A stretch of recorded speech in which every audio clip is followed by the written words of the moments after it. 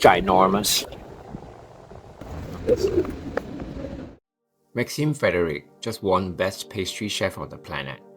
His croissant is €190, so why is he getting 1-star reviews? Same prices, same recipes, same staff, same quiet neighborhood in Paris. The award landed, and without him touching a single thing, everything broke. So how does the title do that? Walk in here with me. When I walked in, I expected to be stopped in my tracks. I wasn't. And that surprised me, because the croissant from the best pastry chef on the planet is just €190. But first, let me show you what this place is really like. Pleincœur sits in Batignolles, a quiet residential corner of Paris' 17th district.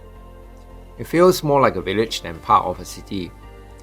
There's a church directly opposite, a fountain on the square, and on Saturdays, an organic market sets up outside. Step inside though, and the space is bigger than you expect. Around 80 square meters of shop floor with a 120 square meter production kitchen. Ornate ceiling, parquet floors, mosaic tiles.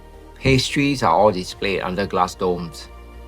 A giant millstone visible in the window, grinding hazelnuts. It's beautiful, but not in an intimidating way. Maxime Frederic, the head pastry chef at Cheval Blanc, one of the most expensive hotels in Paris, opened this place because he lives in the neighborhood with his wife. He wanted to bring what he stands for into people's daily lives. That's what he told the media. Not as a luxury experience, but as a local one. He sources his hazelnuts and eggs from his own family farm in Normandy. His butter, milk, and cream all come from the same region. The coffee is from producers he knows personally. So every ingredient has a story. Then, in June 2025, the world's 50 best panel named him the best pastry chef on the planet.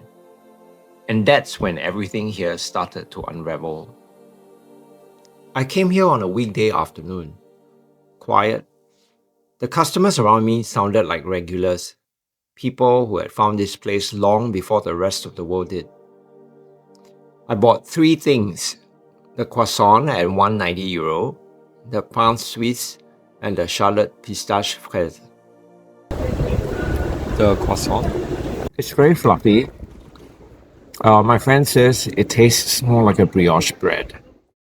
It was good, but it did not stop me in my tracks. And honestly, that's what surprised me the most. The pain suisse. Very crispy. Filling's amazing. The Charlotte pistache fraise. €10.50. And I want to be clear about this. This cake from a neighborhood bakery, not a fine dining restaurant, not a tasting menu, was the best I've ever bought from a patisserie. Ever. But nobody walks in here just to enjoy this anymore. Customers now walk in to judge it, and that's what the award did. I went through the critical reviews posted since June last year. Hair in a hazelnut cake. Truly disappointing. Waste of time and money. Service bad.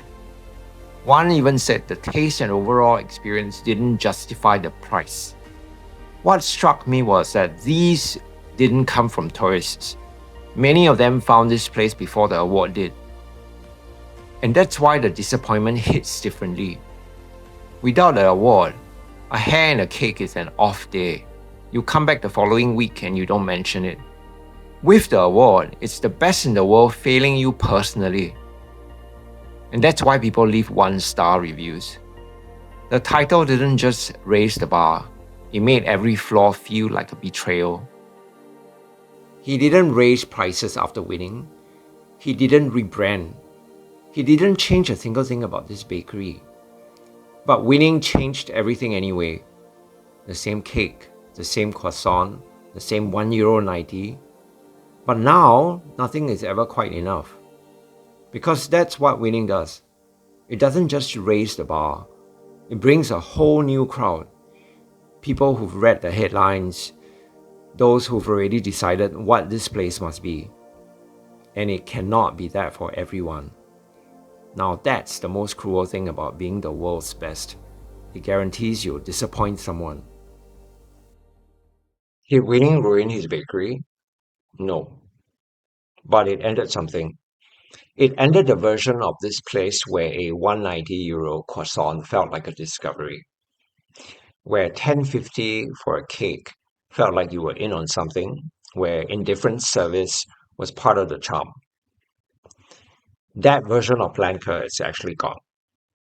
Not because anything changed at Pleincœur, but because expectations changed. Maxime Frederic can ignore all of this. His baking is exceptional, his ingredients are extraordinary, the prices haven't changed at all. But the people who loved Pleincœur before June 2025, when he was crowned the world's best pastry chef, they are the ones leaving one-star reviews now. And that's the part that should keep him up at night. Tell me in the comments, has a place you loved ever been ruined by becoming famous? Because I think this happens more than anyone admits. And if that's the kind of story you want more, that gap between what a place promises and what it actually feels like when you're standing there, subscribe. I've already filmed the next one.